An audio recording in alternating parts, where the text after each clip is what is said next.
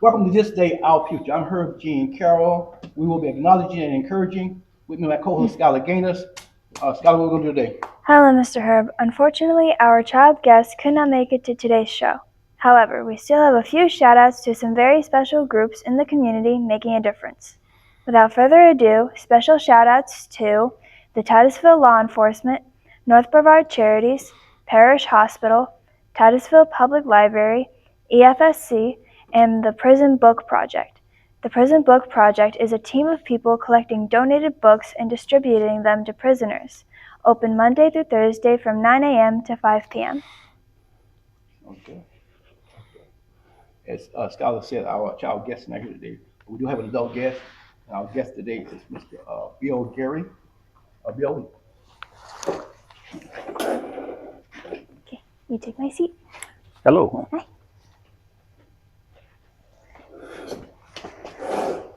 Okay. Good afternoon, Mr. Carroll. How you doing? How are you? Doing good. Let me say this first. Mr. Gary is our president of the NAACP here in the North Brevard area here. He's also the president of the Heritage Moore Cultural Center, and he's been living in the Titusville area 40 plus years. So again, thank you for coming on the program. Now, Okay. Mr. Gary, before we go anywhere, are we going to ask you, tell us about yourself a little bit. Well, I was born and raised in a little town in Mississippi, Philadelphia, Mississippi.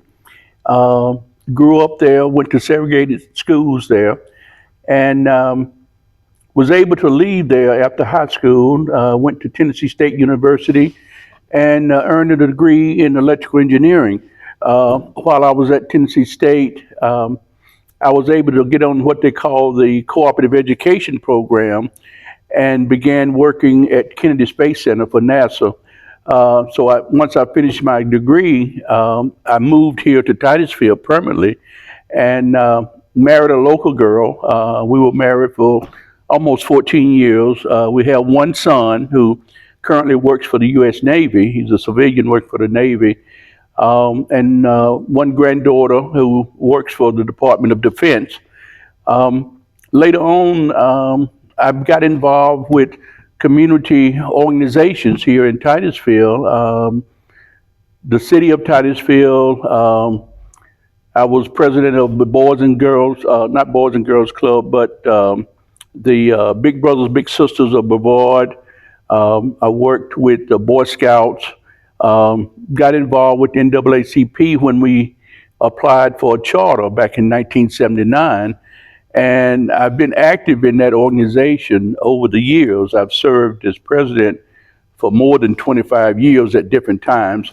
Got really involved with the Harry T. and Harry V. Moore Cultural Complex Board of Directors in 2005 and been serving as president of that organization to the present time. So I have a lot of community activity that I've been involved in over the years. Got to know a lot of people throughout the state, throughout the nation, actually.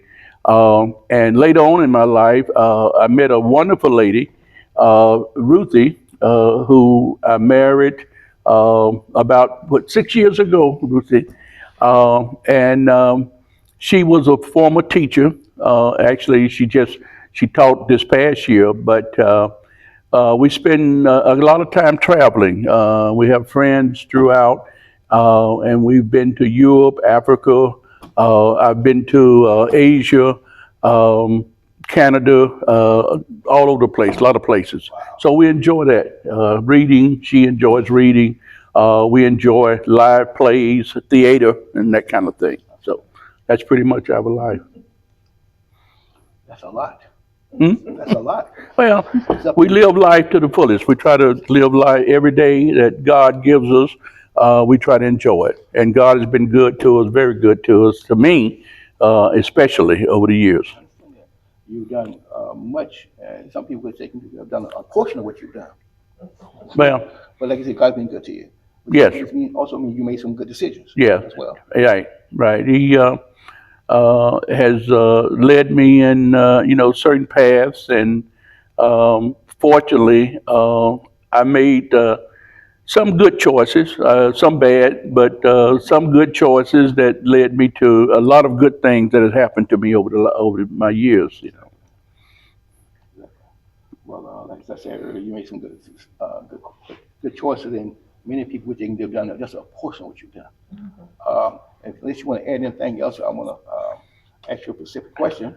But Well, I guess we could talk a little bit about the things that the Moore Cultural Complex is involved with. As you know, that Moore Memorial Park and Cultural Center was built to honor Harry and Harriet T. Moore, who were killed on Christmas night in 1951 because of his NAACP activities. And so we have worked to educate the general public about the contributions of the Moores to the civil rights movement. Unfortunately, they died in 1951, which was prior to the Brown versus Board of Education decision in 1954. And so they were left out of many of the history books about civil rights. So our board has endeavored to educate and celebrate and bring appreciation to what they did. Harry Moore was very involved. He filed the first lawsuit to equalize teacher salaries because at that time, black teachers were paid less than white teachers here in the state of Florida. And he filed a lawsuit, although the Supreme Court of Florida ruled against him the first time, but later on, 3 years later, they affirmed his lawsuit and equalized teacher salaries. He was involved with the Groveland Four. For your listeners who are not familiar with the Groveland Four, there were 4 young men who were accused of raping a white woman in Groveland, Florida. And Harry Moore brought in Thurgood Marshall, who was actually the chief counsel for the NAACP at that time, to try to help get those young men a new trial and exonerated. And of course, over the years, so many things have happened, but finally, they were exonerated totally last year. Harry Moore was a teacher, an educator by profession, and he was fired from his teaching job in 1946 here in Brevard County because of his activism, along with his wife. But that didn't stop him from fighting for the rights of African American citizens in the state of Florida. And in 2021, our board, the Moore Cultural Complex board, along with the Brevard Federation of Teachers Union, collaborated, and we presented a resolution to the Brevard School District Board that reinstated the Moores as teachers emeritus. It also called for creating a Moore legacy curriculum, which is taught to 4th, 5th, 7th, and 10th graders, and it provided for a yearly field trip for all 8th grade students who are in the Brevard public school system to go out to the Moore Park and Museum to learn about Harry and Harriet Moore and civil rights. That was a very significant thing in itself because one of the things that we've encountered here in the county is people who would come up to you and say, well, I never heard about Harry and Harriet Moore. Even though they went to school here, it was not taught. So now, since 2021, any student who graduates from the schools here in Brevard County will know something about this couple who gave their lives for freedom and equality for all of us.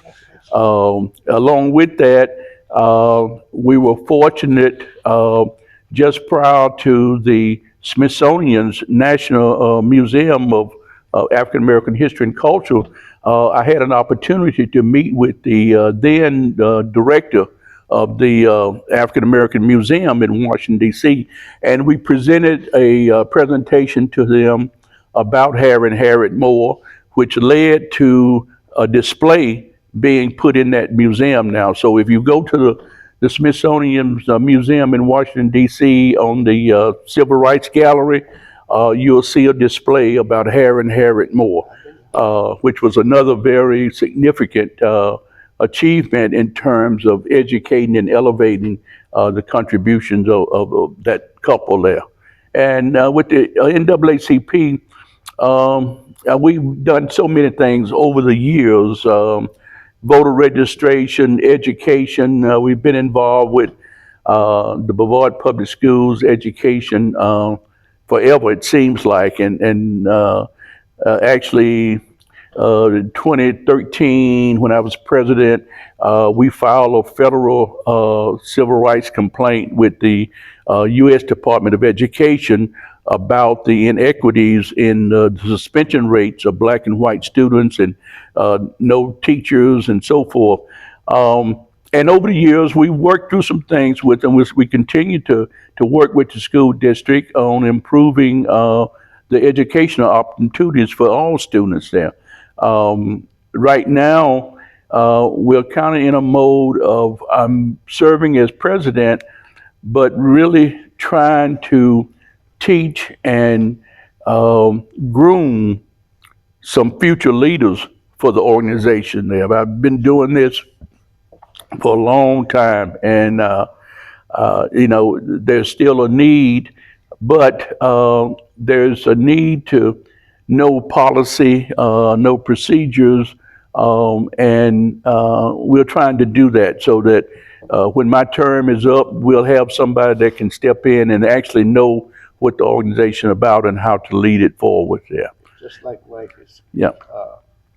education, learning.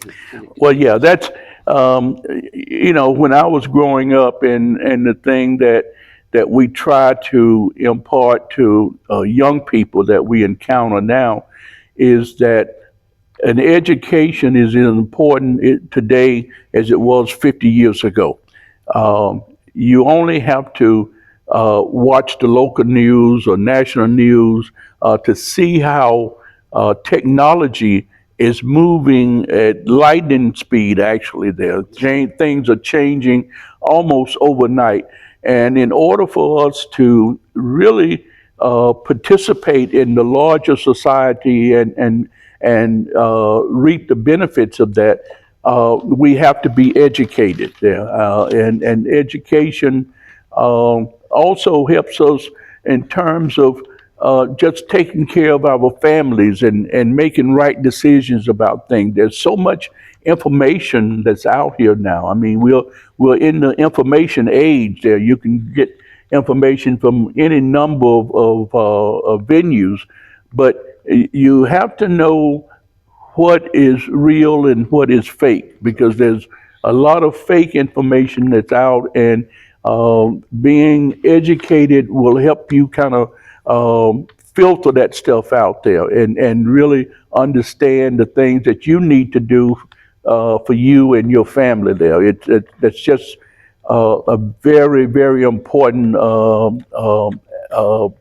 thing to be doing at this point in time, as well as the employment opportunities. I mean, within the NAACP, one of the things that has happened over the years is we still strive to ensure that everyone's civil rights are protected, that you have the right to vote, that you have access to equal opportunity educational facilities. But we also recognize that this is the age of economics. We have to have economic development. We have to have economic empowerment. Our young people have to understand there is value in getting a job, earning a living legally, and taking care of your family. We have too many young people who think that you can make it in this society by doing illegal acts, and the data just doesn't support that. I mean, people, you make a few dollars on the corner doing something illegally, you get arrested, and then you don't even have enough money to bond yourself out of jail there. That really doesn't make any sense there. So we just gotta continue to hammer that home to our young people there is to get an education, work an honest job there. It's nothing wrong with that. Our forefathers, many of them worked basically for nothing there, and they raised children there. They taught us the virtues that carry us to this day. Actually, there we believe in honesty. We believe in loyalty. We believe in integrity. Those things haven't changed. You have to filter out some of the rhetoric and some of the things that you see on TV and you hear coming over the airways and stuff, and understand that stuff will fall by the wayside. And if you fall it, it'll cause you to fall as well. Well, what you're saying basically, and it's in the year, learning and education lifelong. Yes. Learning is a lifelong And process. yes, you have covered a lot. So we're gonna move along here. I'm gonna ask this question. Everyone come on the program ask you this question. Yes, okay. Um, from your thought process, Mhm. your knowledge, or your belief, and you can answer this question from a country, state, or local level. How do you feel about our future? What do you think about our future? Well, let's look at the national level first. Um, from my perspective, the future, although it looks cloudy at times, but I'm an eternal optimist, and I believe that this will pass like everything else there. At the national level, nothing stays constant there. There's change going on all the time. And although there are things coming from the national level now that many of us disagree with, we think that it's wrong, it's immoral, it is not right, it is unfair, but that won't last forever. Now, the other side of that is that we cannot sit on our hands and wring our hands and say, "Oh, woe is me." We have to take action. One of the actions that we can take is by registering to vote and going out voting. That's how we initiate and implement change in this country, is at the ballot box. So we have to not give up, not be dismayed, not depressed, but understand that there is just change going on right now. And we have the power to make positive change, but we have to do something about it. We have to take action to do something about it there. On the state level, it's the same thing. There's change going on. There are people in power, and from the earliest days to now, power does not give up easily. No one shares power easily. In many cases, you have to take power. The way that we take power is show up and vote. That's how we take power back. That's how we make our communities what we want them to be. Nobody's going to ride in on the White House and make our communities safer than we demand that it be safer there. That we have to do that. On the local level, it's the same thing, is that we have to be involved with the politics of our city. We have to be involved with what's going on in the business community. We have to be involved with what's going on in our schools, in our churches there. That's on us as a people to be involved in these things there and make the changes that we want to see. The change begins with us. And my perspective is that everything has a season, but we have to act. We have to be engaged, and that's what we encourage Christians to do. Do your part. Hmm? Do your part. People do their part. Yes, people have to do their part. Yes, people. Nothing will change unless someone takes some action to make that change there.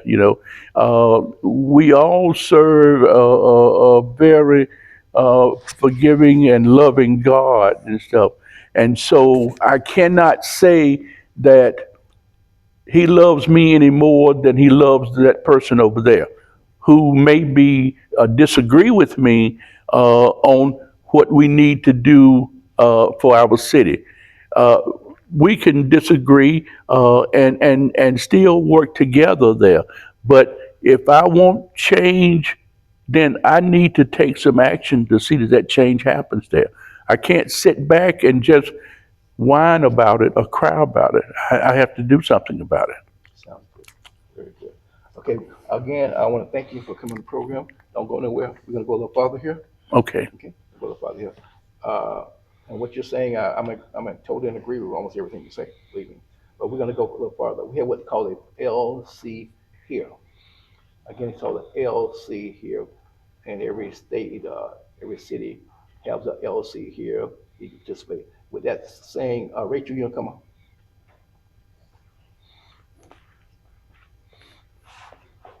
Hello. As a guest here at This Day Our Future, a child you know or Life Center Academy could win a $500 gift card or donation. Also, local monthly meetings. Brevard County School Board, Brevard County Commissioners, Titusville Housing Authority, and Titusville City Council. Meetings are open to the public. Thank you, Rachel. And before I go any further, before I add that, and we also have monthly meetings with the NAACP, am I right? Yes. Yeah. I'm gonna add that. Yeah. We'd like to invite any of your listeners to come to our NAACP meetings. We meet the second Thursday night right across the courtyard there in the library at 7 p.m. So every second Thursday night, please come out and join us and help us make the change that we want to see. Now, again, as we said, every state, city should have one. And you do your part. We want you to attend, participate. We want you to listen, speak, and do. It's just that simple. Do your part. It's called LC here. That's the local community here. Um, I want to add a little other thing. Remember, this program basically got started about acknowledging our children, encouraging our kids, and our children are our future. Now, along with that, I want to say everyone should. More important, as I end up here, true success, I say true success, comes from seeking, serving, sacrifice, and giving. Again, seeking, serving, sacrifice, and giving. Now, let me acknowledge some people right quick, like as we go ahead. I want to thank Julie. I want to thank Rachel and Skylar here because we wouldn't be where we are doing what we're doing without them. I want to thank them for being a part of the program. I don't always acknowledge them, but they know how much I appreciate them. You know how important this program is, and we must say that. Julie, hold me up. Yeah. Again, I want to thank you for coming to the program. Don't go anywhere. Our children are our future. I've been saying that for years. There's nothing new. Just some matter of being done.